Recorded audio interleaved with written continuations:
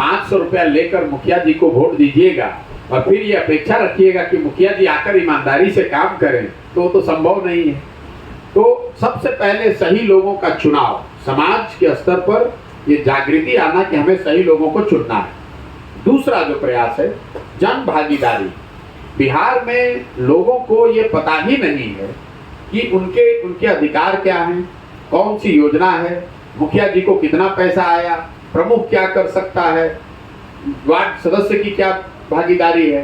तो और अगर उनको पता है भी तो उनकी कोई भूमिका नहीं है। जैसे मैंने आपको ग्राम सभा का उदाहरण दिया, गांव में किसको घर मिलना है, इसकी व्यवस्था बिहार में भी 2001 में थी कि ग्राम सभा हो और सब लोग मिलकर तय करें कि किसको इंदिरा आवास मिलना चाहिए, किसको प्रधानमंत्री आवास का लाभ मिलना चाहिए। ग्राम सभा की आपने व्यवस्था ही खत्म कर दी और उसके जगह 4 अफसर लगा दिए, तो स्वाभाविक तौर पे वो अफसर पैसा ले रहे हैं। तीसरी बात जो है वो है संसाधन और सत्ता का विकेंद्रीकरण। हर फैसला जो आज है वो मुख्यमंत्री, उनके इर्द गिर्द के 3-4 अफसर और 3-4 मंत्री ही ले रहे हैं। पूरे बिहार में कहाँ क्या किस चीज की जरूरत है ये मुख्यमंत्री कार्यालय में बैठा हुआ 4 अफसर तय कर रहा है, तो ये कैसे सुधरेगा। स्वाभाविक तौर पर जब वहां से पैसा निकलता है तो पैसा देने वाला व्यक्ति उस पर अपना कमीशन काट रहा है। जो मुखिया जी लोग से आप बात कीजिए या जो भी जनप्रतिनिधि हैं, वो ये बता रहे हैं कि कोई भी पैसा ऐसा नहीं है जिसमें आपको 20% 25% कमीशन नहीं देना है। तो तीसरा है सत्ता और संसाधन का विकेंद्रीकरण। हम लोग ये कह रहे हैं कि पंचायती राज की व्यवस्था में जो परिकल्पना की गई थी कि 1/3 बिहार विकास का राशि चुने हुए जनप्रतिनिधि पंचायती राज के जो हैं उनके माध्यम से खर्च होना चाहिए, वो चीज व्यवस्था लागू होनी चाहिए और जनता की बड़े स्तर पर भागीदारी होनी चाहिए। अब आप ये कह सकते हैं कि भाई जो पंचायती राज में नीतीश कुमार इंटरनली खुश हैं कि नाराज हैं, हमारे पास इसका कौन सा लेंस है कि हम देखकर बता दें। लेकिन पत्रकार होने के नाते आप तो ये देख ही रहे हैं कि नीतीश कुमार ने उसके पक्ष में भी कुछ नहीं बोला, विपक्ष में भी कुछ नहीं बोला। गोल गोल घुमा के इतना गोल गोल घुमा दिए कि उनको खुद ही नहीं पता चला कि वो क्या बोले। तो भाई अगर उनको लगता है कि लालू यादव या लालू यादव जी के परिवार पर जो छापा पड़ा है ये गलत है, वो भ्रष्टाचार में नहीं लिप्त है, तो नीतीश कुमार को आकर बिल्कुल साफगोई से ये कहना चाहिए कि भाई हमारे सहयोगी हैं और इन पर भ्रष्टाचार का सारा जो आरोप है वो निराधार है, ये लाइव कहना चाहिए। और अगर ये नहीं कह रहे हैं तो अपने आप आपको पता है कि वो क्या कह रहे हैं। भाई नीतीश कुमार को ये जैसे आरजेडी के लोग चिल्ला चिल्ला के कह रहे हैं कि हम लोग बिल्कुल भ्रष्टाचार में लिप्त नहीं है, तो नीतीश कुमार को भी ये कहना चाहिए।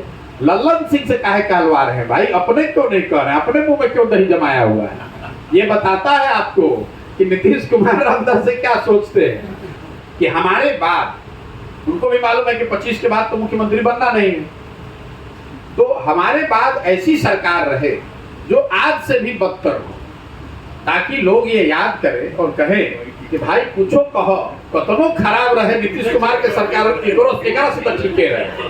तो आप नीतीश कुमार को नहीं जानते हैं, हम उनको बहुत अंदर से जानते हैं।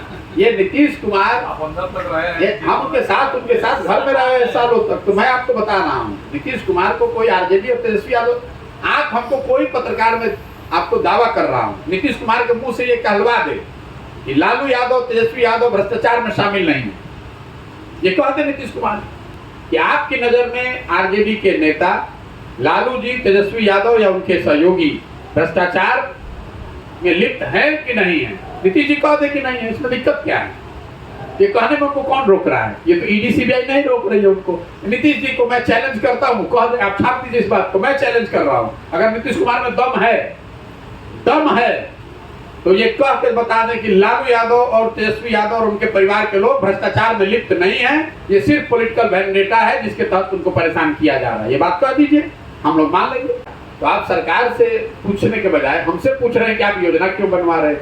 और मान लीजिए कि अगर हमारी गलती भी है तो उसको सुधारने का प्रयास भी मैं ही कर रहा हूँ, आप तो नहीं कर रहे हैं, दूसरा कोई यहाँ नहीं कर रहा है, मैं ही आकर गाँव जा रहा हूँ, मैं ही लोगों को जगाने समझाने उनको बेहतर बनाने का प्रयास कर रहा हूँ।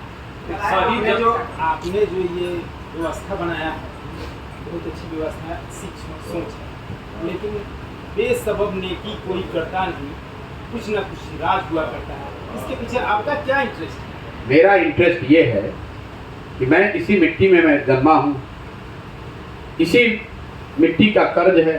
तो मैं चाहता हूं कि अगर भगवान ने मुझे बुद्धि शक्ति दी है, हम लोग पूरे देश में जाते हैं, जहाँ पर जाते हैं आदमी बिहारी कह के हंसता है, मजाक उड़ाता है, जलील करता है। तो मैं ऐसा समझता हूँ कि अगर मेरे पास शक्ति बुद्धि कुछ है तो मुझे बिहार को सुधारने के लिए प्रयास करना चाहिए। इंटरेस्ट यही है कि अपने जीवन काल में बिहार को सुधारने का प्रयास करें।